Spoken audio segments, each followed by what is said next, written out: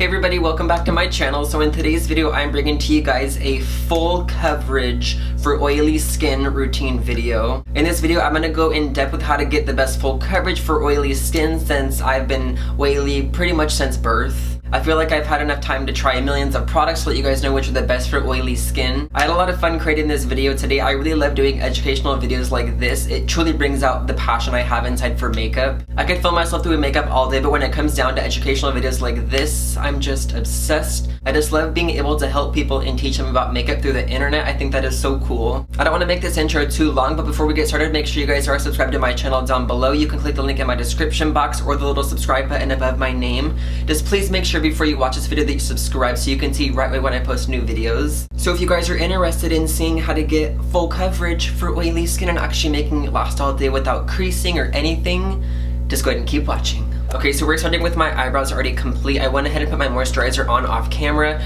Today I used my Smashbox Primer Oil just to kind of give it that moisturizer and primer aspect in one. I cannot stress to you guys enough, even if you have very oily, greasy skin, please apply a moisturizer. Coming from somebody that used to have very oily and greasy skin, I can promise you guys that if you actually apply a moisturizer, your skin will kind of calm down and balance out. I know it sounds crazy, but if you have oily skin, it's usually because your skin is actually dehydrated. And a lot of times when your skin is dehydrated, it tries to produce its own oil to give it that moisture. I promise you that if you apply a moisturizer day and night, your skin will actually balance itself out and stop producing so much oil throughout the day. So now that my skin has had some time to absorb my moisturizer, I'm gonna go ahead and apply a second primer. I'm gonna be using the Dr. Brandt Pores No More. This is really good if you have open and large pores or if you have oily skin like I do. A little bit goes a very long way, so don't overly saturate it. Just do a little bit, like a pea-size amount, just about like that much is plenty. So I'm gonna kind of warm it up in my fingers, and I'm gonna be very strategic with my placement. I'm gonna apply it mainly only in the T-zone where I get really greasy.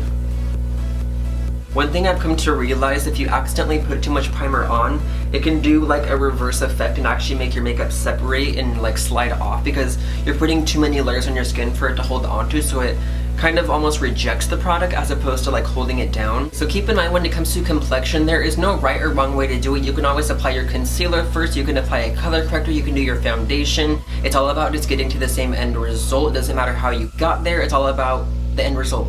Before I apply my foundation, I'm gonna spot conceal with this Kat Von D Lock-It Concealer. My skin isn't too bad right now. I don't have as much acne as I usually do. I'm just gonna put this on a couple of my blemishes. One of the benefits about applying a concealer first is that you can use less foundation later on because you'll already have most of your acne covered up, so you won't have to apply as much foundation and make your skin like extra cakey and whatnot. And I would highly recommend to use a brush for your foundation and concealer if you either have really bad acne or if you just want a really good full coverage. Now don't get me wrong, beauty blenders are amazing for your skin. They are one of my all-time favorite makeup tools, but I just feel like if you want the most coverage that you can get, I feel like that's not going to be the best method of application because the sponge will usually absorb a little bit of the coverage and kind of take a little bit of the product away. So I would just definitely recommend to use a brush and apply it in a stippling motion like this, as opposed to rubbing it, just so you can really pack that coverage into your skin. So for foundation today, I'm going to be making my own cocktail. I'm going to be using two of my all-time favorite foundations. The first one I have right here, this is the one that I'm pretty much using to get the most coverage. This is the CoverFX Natural Finish Oil Free Foundation. Very good, very lightweight, has more of a natural satin finish, so it's matte but not drying matte. The biggest reason why I'm mixing two together is because this CoverFX one is a little bit light for me. It makes me look very pale and washed out, so I'm going to be mixing a little tiny bit of the Loreal Infallible Pro Glow Foundation. And this is going to sound really weird that I'm using a glowy foundation in a oily skin video, but I promise you guys that it will not make you oily. It'll just give the foundation a little bit more coverage. So what I'm going to be doing is using this little mixing palette. You can use anything that you have in your house. You can use the top of a candle lid, you can use your hand, you can use anything you want to mix your products. I'm going to be applying a little bit more of this foundation than the Loreal. I'm going to put just about probably that much to start with, and then I will add a little drop of the Loreal Infallible Pro Glow. I don't know what it is about this combo, you guys, but this is just legit one of my fave foundation combos ever. I'm just gonna do a little bit to darken it as well as add a little bit more moisture in the formula. You can always just apply these foundations in different layers if you want to apply one at a time, but I just love the formula of mixing them together. I feel like it just makes the perfect foundation formula for me, and I'm just pretty much mixing it on the back of my palette with a Q-tip just to make it easier. You can just take the Q-tip and start applying it that way. It makes it a lot easier. So when it comes to foundation brushes, I'm going to be using my favorite, which is my Sigma F80 Flat Top Kabuki. I would definitely recommend to use a flat top kabuki if you want the best coverage, and just like with the concealer, make sure you apply it in a stippling motion.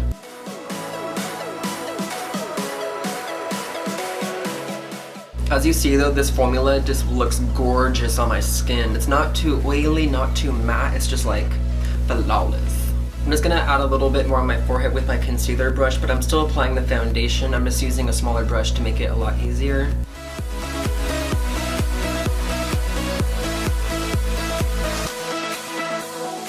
And then going back in with my brush, I'm just gonna put some more of this foundation on. Gotta hit those ears, keep it looking natural.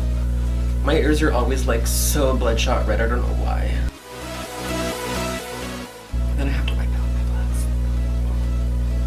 Okay, so I'm just going in and mixing a little bit more of the two foundations on my little mixing palette, just because I want to get a little bit more full coverage. The biggest areas that bother me still are just like here and on my nose.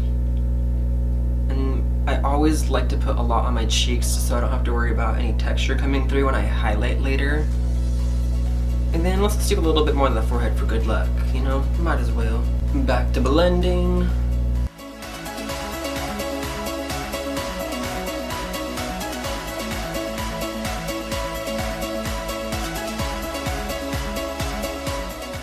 Now that the foundation is all blended out, I'm gonna go in and add a little bit more coverage under my eyes. I'm just pretty much doing a triangle of light just to add brightness.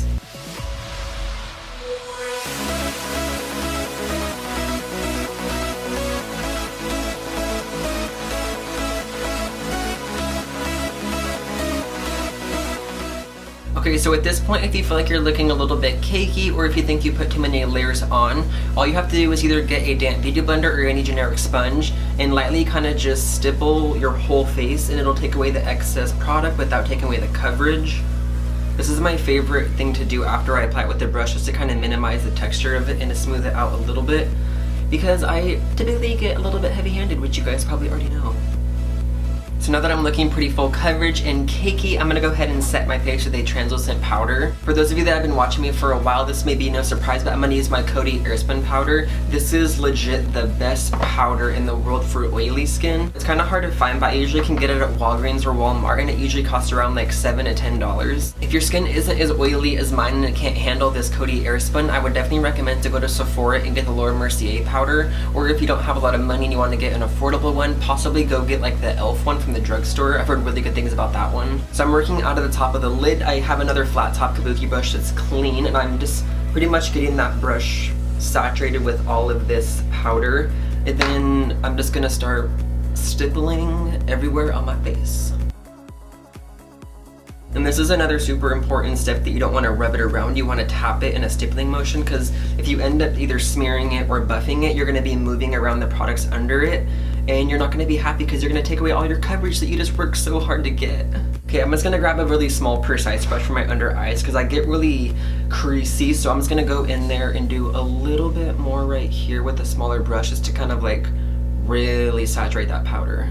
If you feel like when you wear translucent powder it gives you a little bit of a white cast or makes you look a little bit gray and ashy, all you have to do is go in with a regular complexion powder after. Anything that pretty much will match your skin tone to kind of even out the grayness if it does make you look ashy. But I personally don't think that it makes me look super like pale or gray or anything, but I've heard some complaints that some people think that this powder does if they're darker skin than I am. So I'm going to add a little bit of this CoverFX pressed powder. This powder is the exact same color as the liquid foundation. I have this in the color N20. This may be a little bit light on me, but I'm going to apply it just in case if I do have a little bit of a gray cast over my face. So you can wear this by itself if you want more of like a natural sheer coverage, but if you're like me and want like the fullest coverage you can get, I like to put this on top of my setting powder that I use on my liquids just to kind of like add more coverage and help me kind of like matte my face out. I like this powder a lot because it has more of a natural matte finish and it has a buildable like medium to full coverage, so you can apply a little bit or a lot depending on how much coverage you want for the day. But as you can see, I'm just looking like super full coverage and like flat right now, so we're gonna go ahead and apply some bronzer and cheek products on next. But before I go ahead and do any cheek colors like bronzer, blush, or highlight or anything, I'm gonna use my favorite setting spray. It's the Smashbox Primer Water. Yes, I know this is advertised as a primer water, but you can use it as a setting spray or primer. You can do anything you want with it. I find it really beneficial to apply your setting spray after you put all the powder on your skin because it'll take away the powdery, cakey look. It just makes everything look like it's one with your skin, not like layers and layers of cake like we just put on. So you can apply as much as you want. You can apply a lot or just a couple spritz, just whatever tickles your fancy. Okay, so complexion is done. This is my routine for very full coverage, oily skin. I'm gonna go ahead and finish off my eyes, lips, and cheeks off camera. Then I'll be right back to share with you guys the final look. Alright, so I am back with my makeup complete. I really hope you guys enjoyed this video and learned something new. Make sure you guys give this video a thumbs up down below and let me know in the comments if you guys have any requests on videos that you guys want to see, whether it is a tutorial or a educational video like this. Let me know all of your guys' suggestions in the comments below. So yeah, that's gonna do it for today's video. Really cannot thank you guys enough for watching. I love you guys so much, and I will see you in my next video.